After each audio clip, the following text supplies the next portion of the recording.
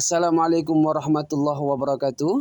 Jangan lupa like, share, and subscribe our channel Ustadz Hasbullah. Bapak Ibu hadirin hadirin muliakan Allah Subhanahu wa taala. Kita lanjutkan bahasan kita dalam tema tentang muamalah. Dan kita masih membahas tentang halal haram dalam muamalah. Dan pada kesempatan kali ini kita masuk membahas tentang halal haram berkaitan dengan pakaian dan perhiasan. Beberapa pertemuan yang lalu kita mengkaji tentang halal haram dari aspek makanan dan minuman. Maka pada kesempatan kali ini kita masuk pada bahasan tentang pakaian dan perhiasan.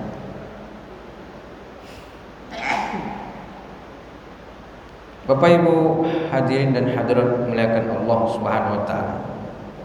Jadi memang Islam ini tidak hanya mengatur perkara ibadah, tapi juga perkara keseharian kita. Di seluruh aktivitas kita ini dari aspek Islam itu semua diperhatikan. Maka kalau kita melandaskan atau mengacu pada syariat Islam, maka seluruh aktivitas kita insyaallah bernilai ibadah. Karena memang ketika kita mendasarkan aktivitas kita pada tuntunan Islam, berarti pada hakikatnya kita telah tunduk dengan aturan-aturan Allah Subhanahu wa taala. Tunduk dengan aturan Allah berarti kita telah beribadah kepada Allah Subhanahu wa taala. Artinya kita telah menghamba kepada Allah Subhanahu wa taala. Nah, maka termasuk di antaranya urusan makan dan minum. Kita sudah sampaikan bahwa ada aturan-aturan terkait dengan makan dan minum, baik dari segi adab-adab makan dan minum, itu juga makanan dan minuman yang barangkali dilarang atau masuk kategori syubhat misalnya. Ada juga makan makanan yang baik, thayyib, halal lagi baik. Maka ketika itu kita perhatikan insyaallah aktivitas makan dan minum kita bernilai ibadah di sisi Allah Subhanahu wa taala. Berikutnya adalah masalah pakaian dan juga perhiasan. Salah satu daripada kebutuhan manusia yaitu adalah pakaian. Nah, maka kita semua membutuhkan pakaian. Dan fungsi utama pakaian itu adalah untuk menutupi aurat. Itu fungsi utamanya. Maka kalau kita lihat di dalam Al-Quran, ya salah satu daripada yang dibahas terkait dengan pakaian dan menutup aurat ini, itu ketika Nabi Adam alaihissalam melakukan pelanggaran, di mana disebutkan bahwa Allah Subhanahu wa taala sudah mengingatkan kepada Nabi Adam alaihissalam dan juga kepada Sayyidah Hawa bahwa syaitan itu adalah musuh. Bahwa syaitan itu adalah musuh bagi manusia. Maka Allah mengatakan Qulna ya Adam inna hadza aduwwun laka wa li zawjik fala yukhrijannakuma minal jannati fatashqa. Jadi iblis ini adalah aduwwun lak, itu musuh bagimu. Jadi memang syaitan ini sudah diidentikan dengan musuh bagi manusia. Maka di dalam ayat lain, wala tattabi'u khutuwati syaitan innahu lakum aduwwum mubin. Jangan mengikuti langkah-langkah syaitan, karena syaitan itu adalah musuh yang nyata bagi kamu. Dan dia berusaha. Memang syaitan ini berusaha. Aku datangi dari depan, kalau gagal dari belakang, dari kanan, dari kiri, dari atas, dari bawah, terus dia berusaha. Itulah kerjaan daripada syaitan. Jadi sangat gigih memang untuk menggelincirkan manusia. Maka kalau syaitan saja begitu gigih dalam kebatilan, maka kita harus lebih gigih lagi dalam kebaikan dan kebenaran. Jadi syaitan saja untuk kebatilan mereka sangat tekun, istiqomah di dalam kebatilan. Artinya mereka teguh, mereka kuat dalam kebatilan. Maka memang kita sebagai manusia harus lebih kuat di dalam kebaikan. Maka ketika syaitan menggelincirkan daripada Nabi Adam alaihissalam, faswasa ilaihi syaitanu qala ya Adamu hal adulluka ala syajaratil khuldi wa mulkin la yabla. Jadi mulai dia menggoda, wahai Adam, hal adulluka ala syajarah, maukah engkau aku tunjukkan kepada sebuah pohon, yang mana pohon itu adalah syajaratul khuldi, pohon keabadian, wa mulkin la yabla, dan sebuah kedudukan yang tidak pernah lenyap. Karena di surga itu memang segalanya indah, bahwa bagaimana makanannya, pelayanan daripada apa yang diberikan nikmat oleh Allah di dalam surga itu, semuanya serba indah. Nah, maka tentu Nabi Adam alaihissalam ini berharap terus berada di situ. Nah, makanya kemudian disitulah jalan pintu masuk daripada syaitan. Bagaimana wahai Adam, engkau ingin abadi di dalam surga ini, maka ini ada namanya syajarah al-khuldi, yaitu pohon keabadian, dimakan abadi dalam surga. Wa mulkin la yabla, kuasa kedudukan yang tidak pernah dia hilang, tidak pernah lenyap. Jadi di was-waskan di situ. Was-was ini dipengaruhi, was-was. Maka kemudian Nabi Adam dan Sayyidah Hawa itu terpengaruh di situ. Fa'akala minha, maka mereka berdua makan. Begitu hebatnya syaitan. Jadi seorang Nabi Adam dan juga istrinya Siti Hawa itu terpengaruh. Fa'akala, makan. Maka di sini Nabi Adam tidak meniatkan makan itu untuk bermaksiat kepada Allah. Jadi ini tidak bertentangan dengan karakteristik daripada Nabi dan Rasul, bahwa Nabi dan Rasul itu adalah mereka maksum di sisi Allah. Maksum artinya apa? Mereka tidak melakukan maksiat dan dosa. Artinya mereka terjaga daripada dosa. Maka para Nabi dan Rasul mereka maksum daripada dosa besar maupun dosa kecil. Nah, ini bagaimana ini? Ini kan melakukan pelanggaran, ini kan berdosa. Ini Allah sudah mengatakan, wala taqraba hadhihi syajarata fatakuna minadh-dhalimin. Jangan dekati daripada pohon ini, kata Allah kepada Nabi Adam dan Sayyidah Hawa. Jangan dekati. Jangan dekati maksudnya jangan dimakan. Fatakuna minadh zalimin, maka dengan itu engkau menjadi zalim. Itu sudah dilarang oleh Allah Subhanahu wa taala. Tapi bagaimana Nabi Adam memakannya gitu. Nah, itu kan pelanggaran, melanggar daripada larangan Allah Subhanahu wa taala. Apakah itu tidak disebut sebagai maksiat? Maka kata para ulama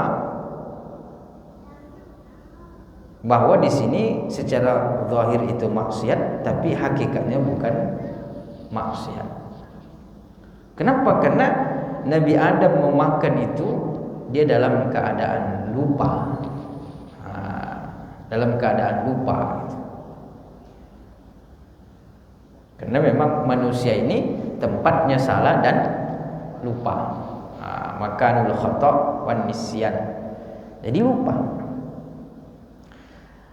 Maka Nabi Adam ketika memakan pohon khuld itu, dia tidak meniatkan untuk menentang daripada aturan Allah. Tidak ada tergambar di situ. Jadi Nabi Adam memakan pohon khuld itu tidak ada dia niat untuk melakukan maksiat, tidak ada. Memang betul-betul beliau terkhilaf. Jadi tidak sengaja gitu melakukan itu. Dan itu tentu semua mengandung hikmah. Karena kalau tidak begitu jalannya kan tidak ada pula manusia di bumi ini. Tapi itu sudah jalannya begitu. Allah menghendaki bahwa jalan turunnya Nabi Adam alaihissalam daripada surga itu adalah melalui wasilah, bahwa beliau memakan pohon khuldi tadi secara tidak sengaja gitu. Tidak sengaja. Makanya ketika beliau disalahkan, Nabi Adam disalahkan, apa kata Nabi Adam? Bagaimana engkau menyalahkan aku, padahal sesuatu yang tidak aku sengaja. Aku tidak sengaja melakukan itu. Jadi tidak bisa dicela. Karena ada juga nanti mungkin orang mengatakan ini gara-gara Nabi Adam jadi kita harusnya di surga, jadi nggak di surga gitu. Itu tidak bisa. Kenapa? Karena Nabi Adam melakukan itu tidak dalam kondisi sengaja melakukan apa yang dilarang oleh Allah Subhanahu wa taala. Kita kalau melakukan kesalahan tidak disengaja, tidak sama dengan melakukan kesalahan yang sengaja kita lakukan. Ada dosa-dosa yang sengaja kita lakukan gitu.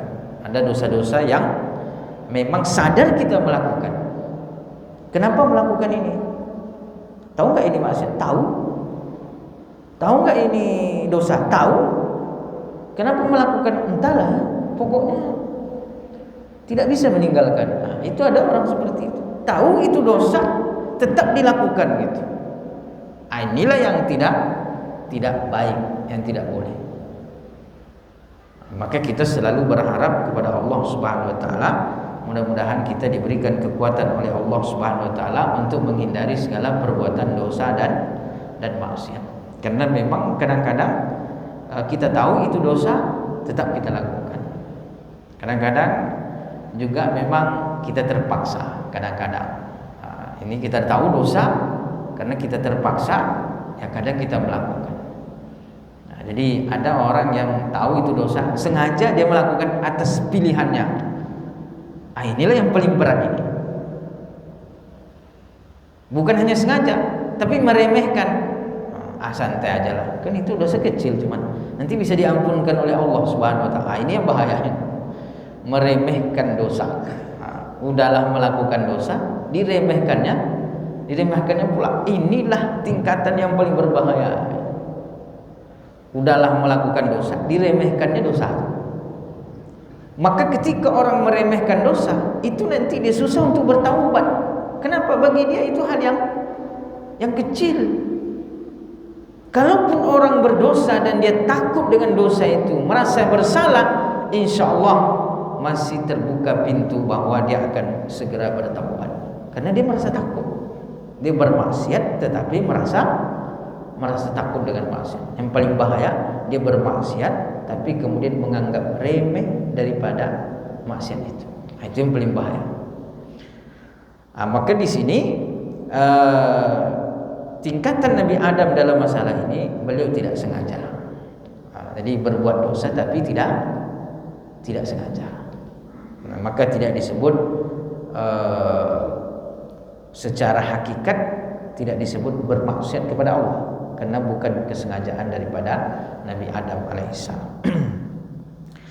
Maka beliau makan, lalu kemudian fabadat lahuma sawatuhuma wa tafiqa yakhsifani alaihima min waraqil jannah wa asa adamu rabbahu fagawa. Nah, di sini disebutkan bahwa setelah Nabi Adam makan daripada buah tadi, badat lahuma sawatuhuma, badat lahuma sawatuhuma. Di situ kata para ulama sawatuhuma itu adalah aurat. Badan itu muncul, nampak, terlihat. Sawatuhuma yaitu ada aurat. Jadi ketika beliau makan buah khuldi tadi, itu langsung efeknya langsung ada. Jadi ketika Nabi Adam melakukan dosa, efeknya langsung nampak. Apa efeknya? Yaitu auratnya terbuka. Jadi aurat terbuka. Itu efek daripada dosa. Jadi memang dosa ini ada yang efeknya langsung, ada yang tidak langsung. Kalau dia efeknya langsung, itu langsung menjadi teguran di dunia. Yang repot ini justru tidak ada efek. Itulah yang membuat orang menjadi terlena. Dosa efeknya tidak ada, maka dia terlena. Makanya orang, saya dosa terus, rezeki saya lancar, tidak ada masalah. Ada orang ibadahnya banyak, masalahnya lebih banyak pula. Ini yang bahaya. Dia berbuat dosa, efeknya tidak ada. Tiba-tiba nanti efeknya adalah neraka. Ini yang bahaya. Namanya istidraj. Dia berbuat keburukan tapi terus diberikan kebaikan oleh Allah Subhanahu wa taala. Nah, jadi intinya jangan pernah merasa aman. Walaupun kita diberikan terus nikmat oleh Allah, itu tidak ada rasa aman. Karena pada hakikatnya dosa itu pasti ada dampaknya, entah dampak dunia atau dampak akhirat. Memang ada dampak dosa itu menyusahkan rezeki, menyusahkan kondisi. Nah, kalau dampaknya langsung itu menjadi teguran, sehingga memudahkan manusia untuk cepat sadar dan kembali kepada Allah Subhanahu wa taala. Nah, kita tidak bayangkan kalau misalnya kita berbuat dosa, misalnya langsung pakaian kita terbuka. Itu mungkin orang menghindar. Buat dosa dia langsung buat dosa dikit terbuka pakaiannya di atas misalnya. Buat dosa lagi terbuka yang di bawah gitu. Ini takut orang. Kalau misalnya dampaknya langsung. Nabi Adam alaihissalam berbuat dosa itu dampaknya langsung. Padahal dosanya tadi dosa tingkatan yang paling rendah. Beliau melakukan pelanggaran dan beliau tidak menyadari bahwa itu adalah sebagai pelanggaran. Justru beliau melakukan itu untuk mendapatkan nikmat yang lebih besar dari Allah Subhanahu wa taala. Nikmat kelanjutan berada di dalam surga. Tapi dosa yang begitu ringan. Kenapa ringan? Bukan dari segi perbuatannya, tapi dari segi niatnya. Dari segi niatnya di hati beliau bahwa itu bukan untuk bermaksiat. Itu dampaknya langsung. Mungkin kata Kiai Haji Zainuddin MZ, saya pernah dengar ceramah beliau dulu. Kita ini berdosa, kalau dampaknya langsung, misalnya berdosa, langsung benjol kepala misalnya itu. Ini udah benjol-benjol kepala kita nih. Satu dosa benjol kepala satu dosa benjol lagi, satu dosa benjol. Itu udah banyak betul benjolannya itu. Kalau dosa itu dampaknya langsung. Nah, tapi memang ada dosa yang tidak nampak efeknya. Tapi sedikit banyak Bapak Ibu, dosa itu pasti kita merasakan efeknya. Paling tidak efeknya itu, kalau orang takut kepada Allah, efeknya itu adalah di hati, rasa tidak nyaman. Nah, maka ketika kita berbuat dosa, berbuat maksiat, ada rasa tidak nyaman di hati, berarti itu Allah masih cinta dengan kita. Artinya masih ada sedikit kebenaran di dalam hati kita. Tapi kalau orang berbuat maksiat, berbuat dosa, tidak ada dampaknya di hati dia, tidak merasa tidak nyaman, berarti ini hati yang sedang bermasalah, hati yang sedang sakit, hati yang sudah kebas gitu. Itu kalau kita punya badan ya, badan kita ini kebas dia berarti bermasalah itu. Kita cubit dia enggak apa dia, enggak sakit, berarti bermasalah itu badan kita itu. Artinya enggak sehat itu. Nah, hati ini apa sehatnya? Hati ini sehatnya adalah mengarah kepada Allah. Nah, ketika hati ini kemudian dia tidak terangsang oleh perbuatan dosa, tidak ada rasa tidak enak kepada Allah, berarti hati itu sedang kebas dia. Nah, mungkin perlu dibekam.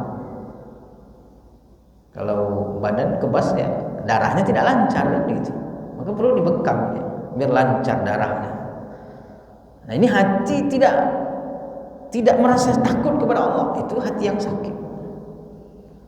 Nah, bahayanya kalau tidak diobati hati yang sakit ini, nanti dia akan menjadi hati yang mati. Nah, kalau sudah mati itu tidak berefek lagi segala kebaikan. Nah, diperingatkan tidak berefek itu. Maka kita berlindung kepada Allah dari hati yang sakit dan dari hati yang mati. Ya mungkin kita sebagai manusia mungkin lumrah ya, bukan pembenaran gitu. Tapi kita memang lemah, kadang berbuat dosa, berbuat salah, tapi kita berharap dengan dosa dan maksiat tadi masih ada rasa takut di dalam hati kita. Jadi merasa tidak nyaman, merasa tidak nyaman dengan dosa. Jangan sampai merasa nyaman, merasa nikmat dengan dosa. Itu yang bahaya. Nah, ketika Nabi Adam melakukan itu, langsung dampak secara zahir. Badat sau'atuhuma, terbuka auratnya terbuka. Maka di sini disebutkan bahwa fankashafat lahuma auratuhuma wa kanat masturatan an a'yunihima. Jadi ketika mereka Nabi Adam dan Hawa makan buah khuldi tadi, itu langsung auratnya terbuka. Yang mana sebelumnya itu tertutup. Cuman di sini memang para ulama berbeda gitu. Maksudnya tertutup itu tertutup dengan apa? Ada yang mengatakan ia tertutup dengan pakaian yang mereka dipakaikan oleh Allah sejak mereka diciptakan. Ada juga yang mengatakan tertutup dengan cahaya.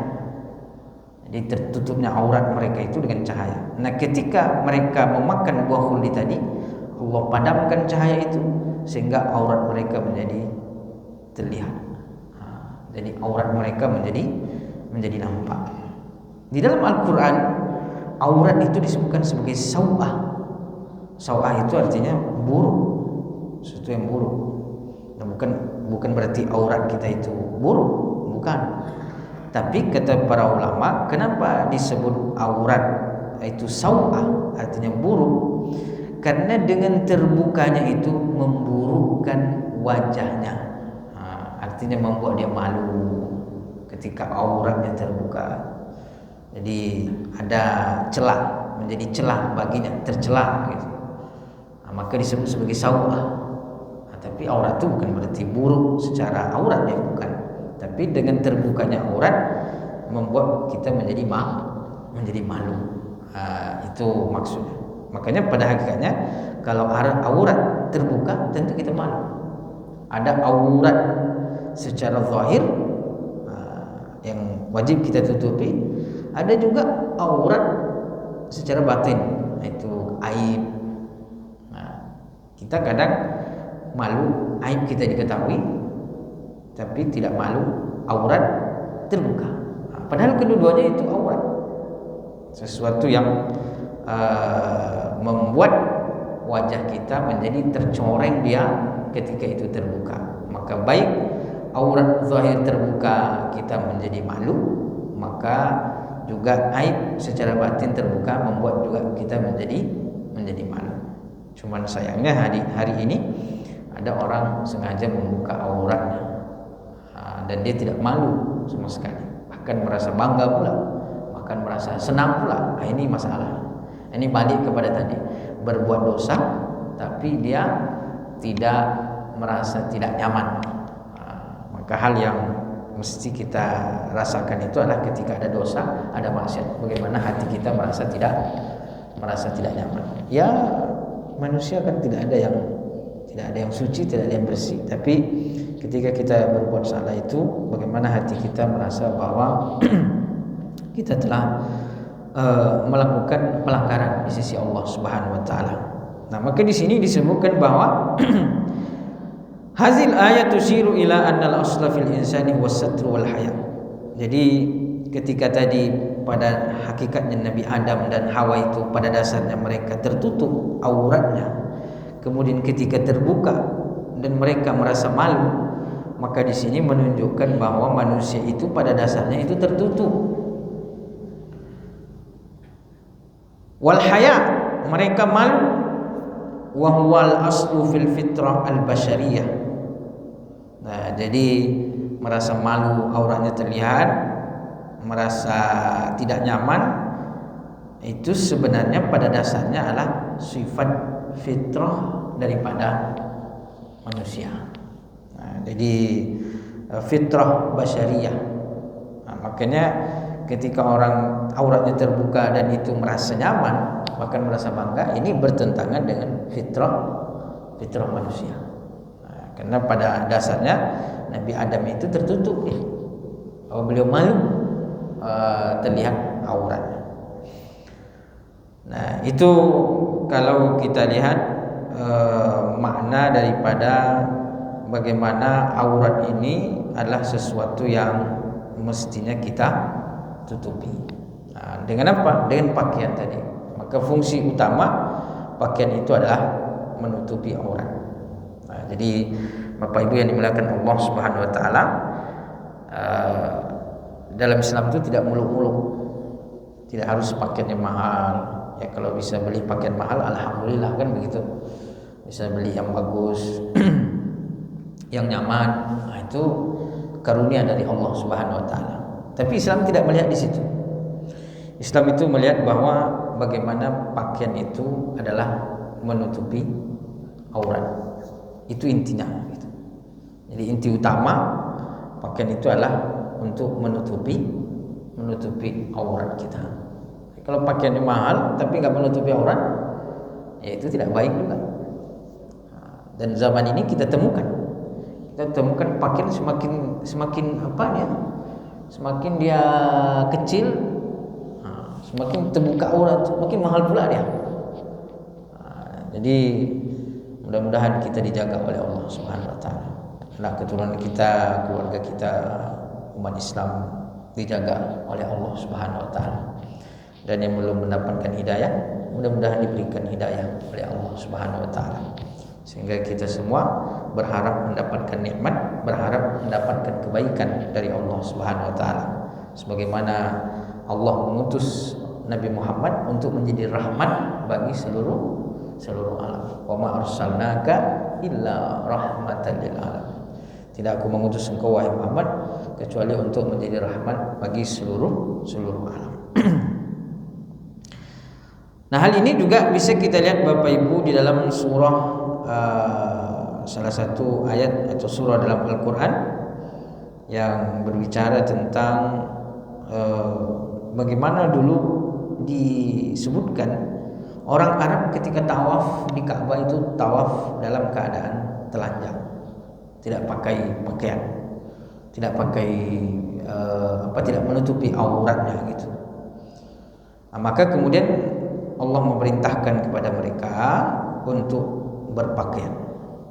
Allah berfirman, "Ya bani Adam, qad anzalna 'alaikum libasan yuwari sawatikum wa risha." Wahai anak Adam, sungguh aku telah menciptakan, menurunkan pakaian untukmu, yang mana pakaian itu bertujuan untuk yuwari sawatikum wa risha.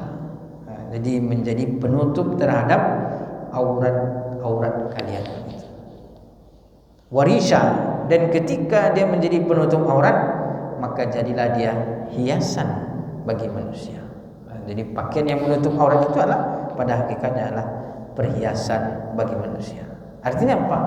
Orang yang menutup auratnya itu akan menjadi indah. Hiasan itu biasanya apa? Untuk menampilkan keindahan.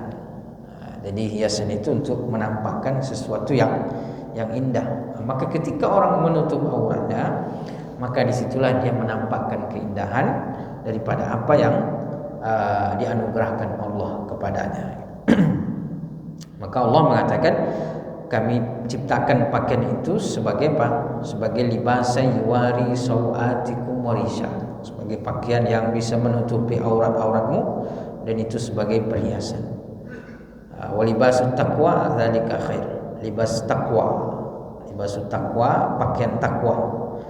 Pakaian takwa di sini maksudnya rasa malu. Jadi orang yang berpakaian itulah yang merasa malu, rasa malu di sisi Allah Subhanahu wa taala. Nah, ini berkaitan dengan apa, Bapak Ibu? Ini berkaitan dengan orang-orang Arab dahulu, mereka merasa bangga ketika tawaf dalam keadaan tidak berpakaian. Jadi mereka ini tawaf di Ka'bah dan mereka menganggap itu ibadah. Jadi mereka menganggap itu sebagai kebaikan. Nah, kenapa mereka menganggap itu sebagai kebaikan? Karena ketika tawaf, lalu kemudian menanggalkan pakaian-pakaian mereka menganggap bahwa dengan menanggalkan pakaian itu sama dengan mereka itu menanggalkan dosa-dosanya. Jadi seperti tanggalnya pakaian ini, maka begitu pula tanggalnya dosa-dosa dari mereka. Itu luar biasa pemahaman yang sesat dan menyesatkan. Dikira menanggalkan pakaian itu adalah justru sebagai simbol diampunkannya dosa. Maka Allah langsung menegur, wahai anak Adam, aku ciptakan pakaian untuk menutup aurat. Ini malah auratnya dibuka dan dianggap pula sebagai kebaikan. Maka Allah mengatakan itu bukan kebaikan. Justru dengan menutup aurat itu, disitulah ada kebaikan, ada hiasan. Nah, itu yang disebutkan oleh para ulama. Kemudian setelah itu kita diperintahkan untuk menggunakan pakaian dengan cara yang baik. Nah, artinya menutup aurat kita. Nah, dan ini kita juga bisa lihat ketika misalnya di akhirat kelak disebutkan bahwa ketika dibangkitkan orang tidak berpakaian sehelai pun, tidak ada berpakaian. Maka Sayyidah Aisyah bertanya kepada Nabi SAW, kalau dibangkitkan tidak ada yang berpakaian, tidakkah manusia saling melihat satu sama lain? Jadi memang aurat itu ketika terbuka ya bisa membuat orang untuk melihat gitu. Ya kan, aurat tadi kan sesuatu yang mestinya ditutup. Jadi kalau dibuka, yang tertutup dibuka, ini orang penasaran gitu. Makanya ketika dia penasaran, tertutup ini ketika terbuka dia penasaran, ingin dilihatnya gitu. Itu fitrah manusia. Jadi ketika terbuka aurat itu sesuatu yang mestinya ditutup. Ketika terbuka, kata Sayyidah Aisyah, bukankah nanti manusia saling melihat satu sama yang lain? Maksudnya sibuk dengan aurat yang lain. Maka Nabi SAW mengatakan bahwa, ya Aisyah, wahai Aisyah, hari itu, hari pembangkitan, kita dibangkitkan dari kubur kita. Hari itu perkara aurat terbuka itu perkara kecil. Orang tidak lagi memperhatikan itu. Kalau di dunia mungkin ya. Kalau di dunia orang sangat terpaut kalau ada hal-hal yang sifatnya membuat kita menjadi penasaran, itu biasanya terpaut ingin memperhatikan. Tapi nanti di padang mahsyar ketika dibangkitkan itu kata Nabi tidak ada lagi. Tidak ada lagi untuk saling melihat satu sama lain. Kenapa? Karena persoalan pada hari itu jauh lebih besar daripada sekedar melihat aurat. Nah, dan disinilah kemudian juga digambarkan oleh Allah Subhanahu Wa Taala itu ketika ada bencana misalnya, ada bencana, maka kadang orang tidak ingat lagi untuk menutup auratnya, hilang rasa malunya hilang gitu. Kalau kejadian seperti gempa, seringkali disebutkan gempa itu orang keluar dalam keadaan tidak berpakaian, lupa dia. Itu baru gempa. Bagaimana nanti di akhirat? Itu jauh lebih besar daripada gempa dunia. Maka kata Nabi SAW, wahai Aisyah, hari itu perkara yang dihadapi manusia jauh lebih besar dari sekedar terbuka aurat. Di dunia aja sudah gempa, itu orang sudah lupa untuk mengenakan pakaiannya dan tidak melihat satu sama lain. Ketika dulu terjadi tsunami di Palu, terjadi gempa, itu mereka katanya keluar tanpa pakaian. Jadi berlarian, ada yang sedang mandi keluar aja. Nah, itu menunjukkan bahwa kata Nabi SAW, pada hari dibangkitkan itu orang tidak lagi sibuk memperhatikan aurat yang lain, tapi mereka itu sibuk dengan diri mereka sendiri. Nah, yang bisa diambil daripada penjelasan ini itu menunjukkan bahwa aurat itu mestinya ditutup. Artinya sesuatu yang membuat kita tidak enak, tidak nyaman ketika dia terbuka. Maka fungsi pakaian itu adalah untuk menutupi aurat, dan ketika pakaian itu menutupi aurat maka menjadikan indah bagi manusia. Nah, itu fungsi utama terkait dengan pakaian. Lalu kemudian dari segi hukum, Bapak Ibu, hukum pakaian ini juga sama dengan makanan. Hukum dasarnya itu adalah boleh, halal.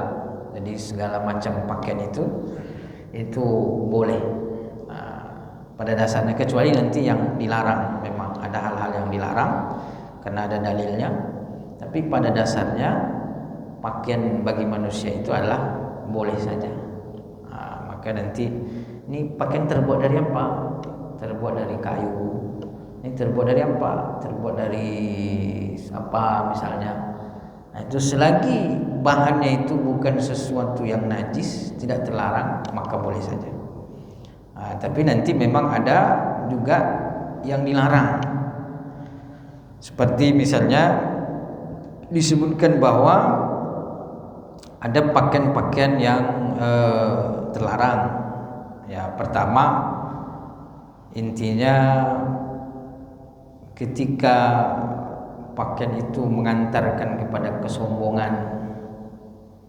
Jadi di sini bukan pakaian tapi karena niatnya. Jadi niat memakai pakaian itu untuk ria, untuk sombong, tentu di situ berdosa pelakunya.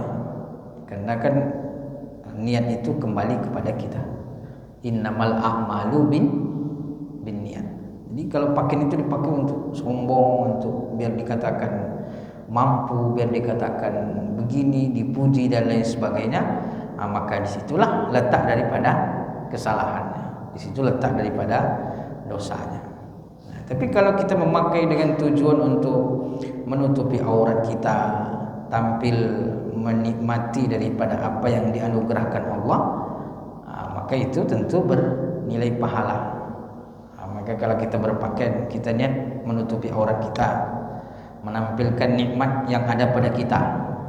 Jadi bukan berarti tidak boleh memakai pakaian bagus, boleh. Kalau kita mampu membeli itu, ya silahkan. Mampu kita mendapatkan, silahkan. Nah, tapi yang tidak boleh itu adalah meniatkan untuk kesombongan dan keangkuhan. Itu yang tidak boleh.